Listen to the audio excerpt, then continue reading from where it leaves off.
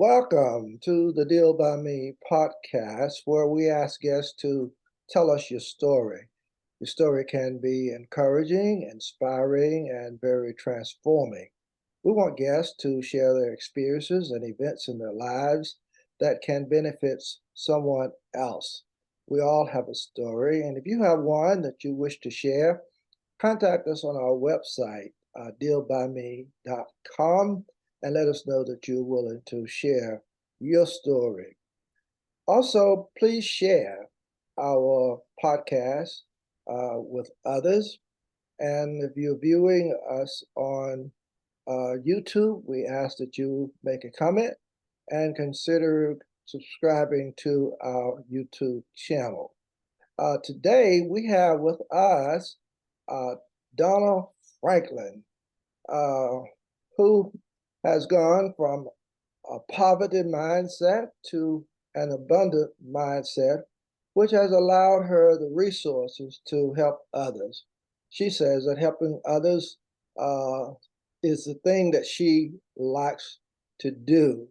She is an amazing person, and she has written 2 books to help others so they could be better at anything they choose. What an awesome guest we have with us today. And I want to just welcome Donna Franklin to the Deal by Me podcast.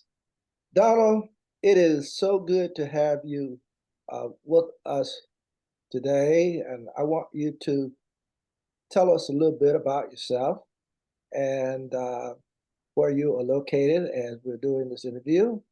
And then we will ask you some questions and we'll get into a great dialogue that I know listeners of this podcast would be very interested in hearing. Thank you so much, James. I am so happy to be here. It's been a pleasure. I mean, it's just you're so lovely to talk to. So, um, I'm actually in San Antonio, Texas. I and thank you for that wonderful introduction. I did write 2 books. The first book that I wrote was on real estate. I've been in real estate for 16 years. And when I heard that 9 out of 10 real estate agents in their first 1 to 3 years get out of real estate because they just don't know how to proceed, I knew I could help them. And that's why I wrote my first book. And the lovely thing about that is with all the agents in my office, when the new agents that come in, my office has started purchasing my books from me. And so for the last year, every 6 to 8 weeks, they've been purchasing my book from me, 40 to 45 copies, and for every new student. And so I go in and talk to the new students about it and tell them that statistic, but I also tell them, that's just a number. That doesn't have to mean that that's really going to happen. And I tell every class, let's make this class the one that breaks that statistic, right? And so it's all a matter of mindset. I truly believe that. And that's why I wrote my second book, James, because coming from where I came from, I grew up in Alabama and we were so poor. We didn't have food. The only way that I feel like my siblings and I survived was we received free breakfast and free lunch at school. And so that was the mindset that I knew. And of course we were made fun of because we really didn't have clothes. I had hand-me-down clothes and all my family, we all did. And so it was a tough way to grow up. But you know what? I know people have it worse than me. I know that. I was just wanting to tell my story so that others could know if she can come from this mindset and actually be successful and get to where I am, then I just want them to relate, to know that you can. I promise you can. If I can do it, anyone can. Well, I love that enthusiasm about you and how you are approaching life, especially after reading your profile. and how you have gone from a poverty mindset to an abundant mindset. So what I want to ask you is, what was your turning point? When you knew you didn't want to live the way you were living. Something had to happen to you. What was this? It did. It did. And as a matter of fact, when I was writing my book, um, I had suppressed a lot of different things, right? Growing up, I think we all do. And I was, so in high school, as soon as I could start working and making some money, I actually started working. So at 16, I was able to join the distributive education program. So I could work part-time and then go to school the other end, right? So half a day and half a day.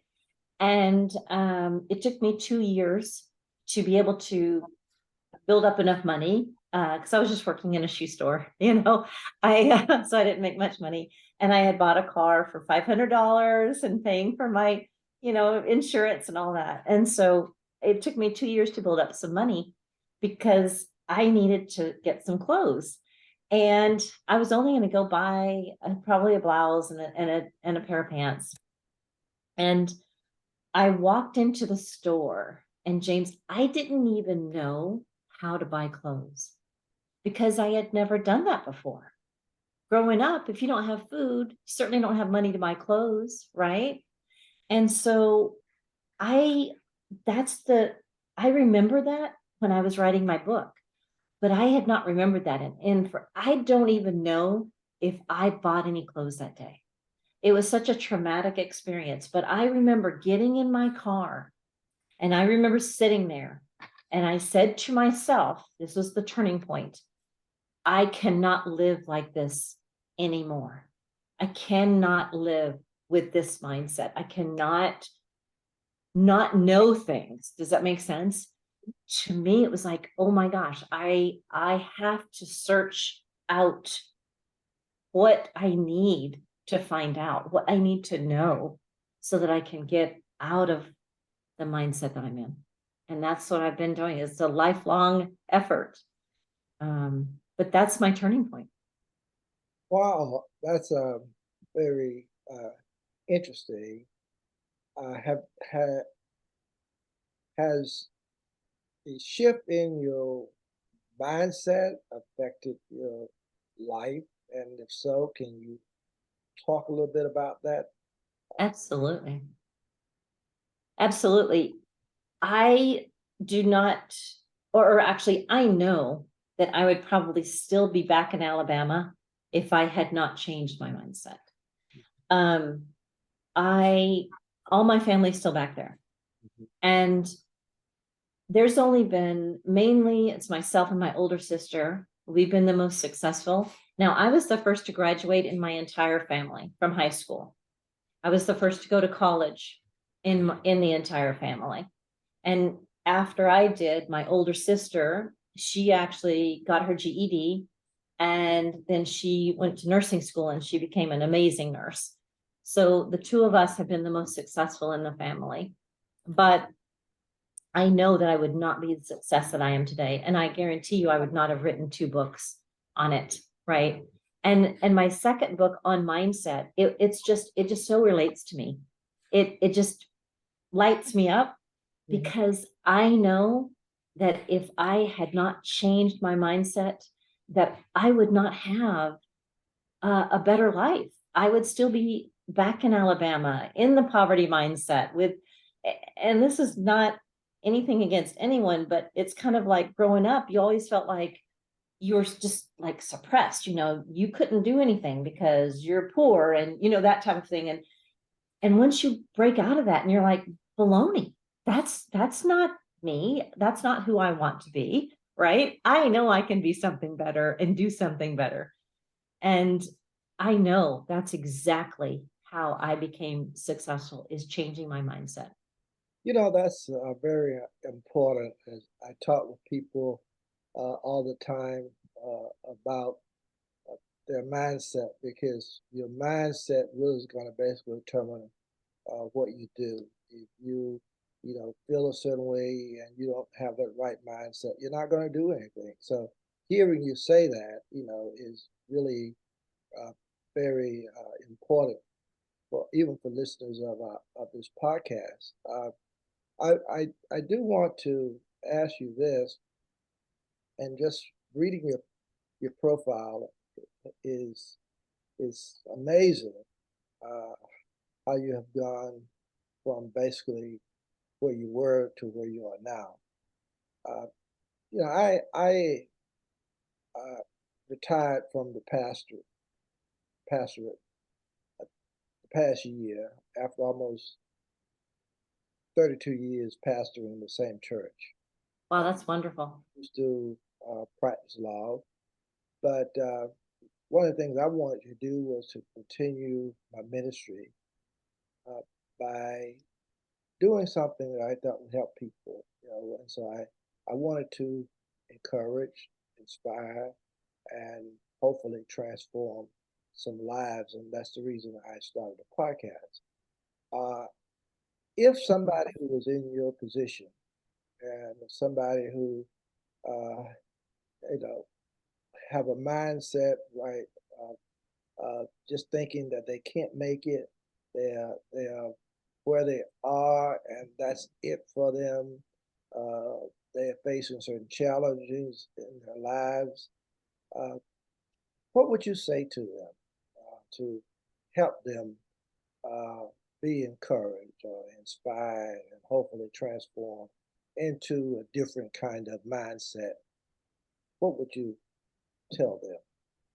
Well, first of all, I want to say that is amazing. What, 32 years with the same church? What a blessing that you have been. And obviously, with this podcast, you're actually going to continue to be a blessing, and probably you will be able to reach even more people, right? Which is great. Thank you.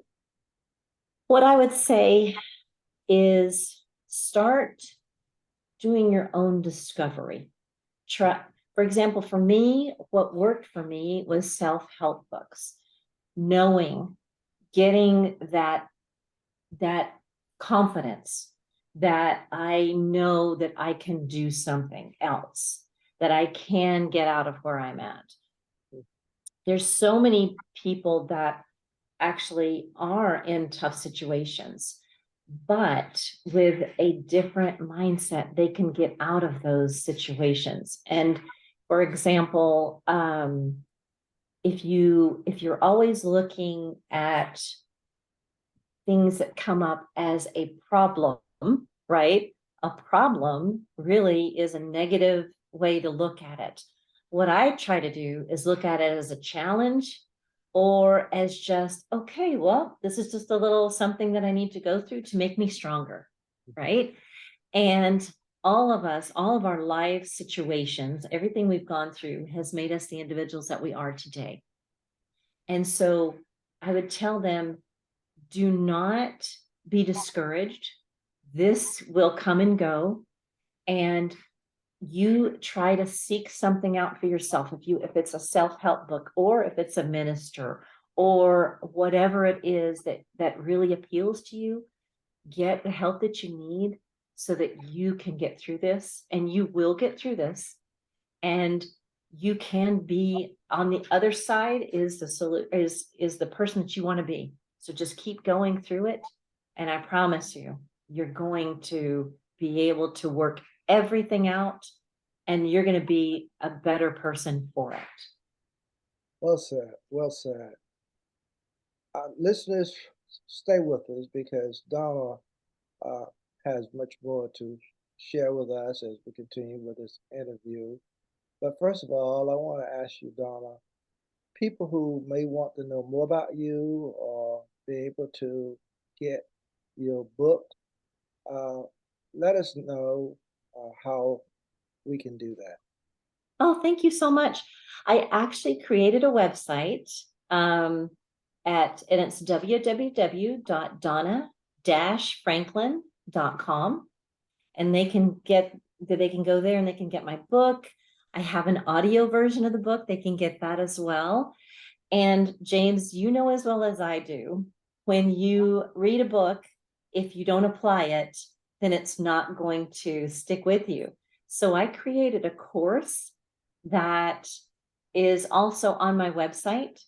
If they wanted to, they could get that as well. It goes so wonderful with the book. It goes chapter by chapter, and they can use that to help them to apply that in their lives. However, if they don't want to get the full version of that, I actually created a mini course just for your listeners, and I can make sure you get that so that you could send it to them as well, and then they will have that.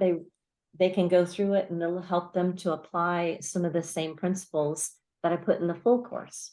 But I would love to send that so that they could have that for free. Please do that. And what's the name of your books? I may have missed that. It's some people, so I love the name of the book, but some people have said, oh my gosh, Donna, but it's called Developing Your Kick-Ass Mindset. That's the reason I asked you. That's the reason I asked you. Okay, all right, we're together, no problem. I know you have done two. What's the other one? The first one is called Ready, Set, Real Estate. Okay, all right. I like that. As a matter of fact, I like the titles. I've written 3 books myself. Uh, uh, so always the titles always kind of get you. So I'm excited to hear that. Oh well, and thanks for giving that to the listeners of this podcast. I know they're gonna appreciate that. My pleasure. Of course. Appreciate you sharing it. Tell me, what are some examples of your daily mindset rituals, that help you get in the right frame of mind? First thing in the morning, what do you do when you get up? Because I've interviewed some guys who and females who've said to me, uh, I get up at 4 o'clock in the morning. The first thing I do is exercise or this or that, and I do that to get myself in the frame of mind to get going. You know, and maybe somebody else would say something else. What do you do? So when I first get up, I walk my dog, and it's been dark, so it's dark outside, but we get up about 6. So we walk in the dark, but you know what? It's a great time because there's a few people out, and it's just a nice time of the morning. And as soon as we get back, I feed my dog, and then I exercise. And when I'm finished exercising, then and this is every day, when I'm finished exercising, when I start getting ready for the day, even when I'm in the shower, I turn on somebody from YouTube that is inspirational. I will just, Tony Robbins or Jim Rohn, or, oh my goodness, there's so many that I listen to, right? That are they just speak to me, right? And that helps get my day started. And actually, as I'm walking my dog, and I don't know if this is proper or not, but this is kind of how I do it. I actually am saying my prayers as I'm walking.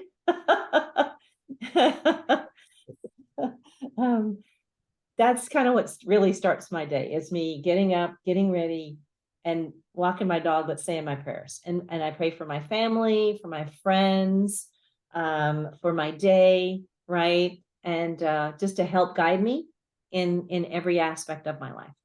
I used to do that myself. My wife still does that.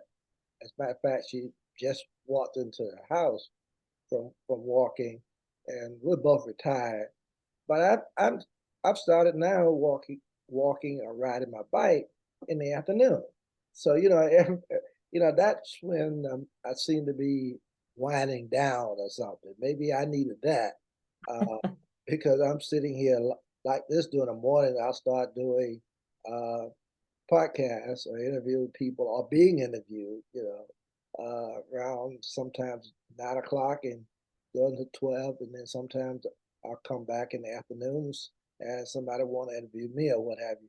So, but when that's over with, then I get on my bike and I do my 2 miles and come back in and I wind down. So it's interesting how different people, certain routines help certain folks. So that's the reason I asked you that, because I think everybody needs something, whether it's a wind down or it's helps you to get your mind set right in the mornings.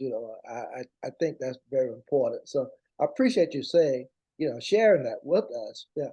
how do you, you know, how did you know what you wanted and achieve those things without getting overwhelmed? That to me is something that uh, I think it's something that's to be admired. How did you know that? Well, so at first, so James, at first growing up, I needed, when I first became an adult, I knew I needed some security. And so I started working for the government because I started working for the Air Force. I was in Denver and I started working for the Air Force Accounting and Finance Center. And I worked my way up. But honestly, when I was in, as soon as I would get to the building, and I don't know if you've ever experienced this, but I would be walking into the building and I would just feel like a weight of the world pressing down on my shoulders. And even though that was happening, I still tried to go in with a positive attitude. I mean, I would be hard pressed to find anyone that said that I didn't have a good attitude there. It was, I just knew that that's the best way to deal with it, right? And so eventually I thought I really do need to find a different career because life's too short, and I just didn't I just didn't want to keep working for the government or at least in those jobs, right? And so that's when I found real estate. And I also moved to San Antonio at that point. The crazy thing is, it was back in 2007, and that's when the market went crazy. In Denver, homes were sitting on the market for like 2 years because the tech industry had really gone down. And when I got to San Antonio, homes were sitting on the market for just 2 months, right?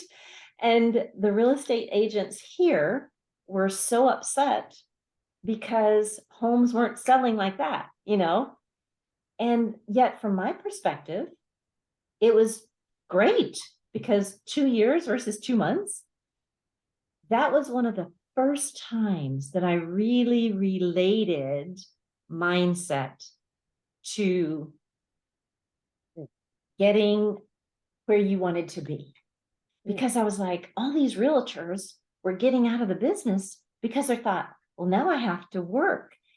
And that's what that was their mindset. Some of them, not all of them, but that was their mindset. And I thought, what do you mean? You always have to work to get what you want, right? But for them, it had been so good for so long in San Antonio that some of them didn't even know how to go about getting more business. Whereas when I moved to San Antonio, I didn't know anyone. And so, but I still sold 15 homes my first year. But that's just because I was hungry, right? That you have to have that desire, that hunger, that, right? Because I had a 3-year-old that I had to take care of by myself, and I didn't want her to see that you can't have what you want or need if you don't work hard for it. I needed her to see that. That is awesome and very admirable uh, because to be able to move and succeed as you have is just uh, it's something to be admired, and I'm just Oh, thank you. thrilled at listening to you share your story. You know, I guess it's because I know how it feels. You know, I did I was just the opposite from you. You know, I practiced law and ended up doing something crazy, started gambling and lost my law practice and and you know, almost well not almost, but I lost everything, even the home that I had, wife, my first wife, all the properties that I'd accumulated because of gambling. And then I did something crazy, ended up in prison for 5 years. And Oh, but I got out and I had another mindset. And I just told you, I pastored for almost 32 years. I did CLE for the North Carolina state bar, which people thought I would never be able to do anything with them again. I did that for 11 years. So I know what it's like. You know, yours was coming, yours was coming from the beginning. I fell into it, and Oh, so gosh. it's very interesting. So your conversation with me today is touching home, and I really feel you just so much until I'm almost shedding a tear here, uh, but the conversation was great. I enjoy it. Um, Thank you so much. so what is the biggest thing to keep you going, and what is your most important mindset shift you've had in your life, Donna? I I'm so glad you asked that question. About 7 years ago, um, I know God was trying to tell me to do something, and I kept getting these impressions. You need to go and help some other student or some other people. You need to go help some other people. I'm like, just pushing it aside, right? Okay, that was, that was just a thought, whatever, right? So for 2 years, I didn't listen to that. And then finally, 5 years ago, I thought, okay, Lord, okay, okay, I understand. Yes, I need to go help. So I went to one of the schools that my daughter had gone to. And it's funny because I'm walking in and I'm thinking, I'm scared to death. Why am I scared to death to go here? I'm an adult. I'm just going to try to help people. Right. And so I went into the school and they've got it all locked down, of course. And so you just get to speak with the person that's up front. And I said, I would really like to speak to the principal, please. And she said, well, what's this in regards to? And I thought, well, I'm not going to tell my story. I just said, it's personal. Could I really, could I just speak to him? So I was able to get in and speak to the assistant principal, who promptly put me in touch with the counselor. And so she and I came up with a program that, and in that school district, I've been providing funds for the last 5 years so that, and I bought backpacks. So these kids that need help, they come every Thursday in to see the counselor, which she has already gone to purchase the food, and they get non-perishables. They put it in their backpacks and they take it home with them for the weekend. All right.